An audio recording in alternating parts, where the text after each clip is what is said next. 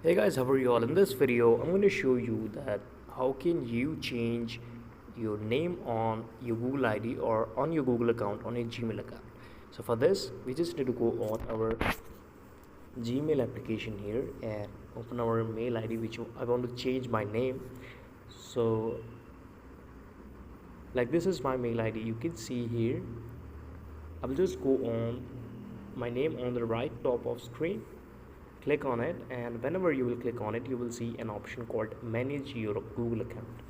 So just click on this Google account option here. It will redirect to you a website which can change your privacy setting, your password, your name, and your mobile number also. You can change all of these in this only one setting. So you can see this is my Google account setting here. I will click on the personal information. In personal information you will see my name here, and I can just change my name from here and can save a new name on this Gmail ID. This is the video. Thank you so much for watching it.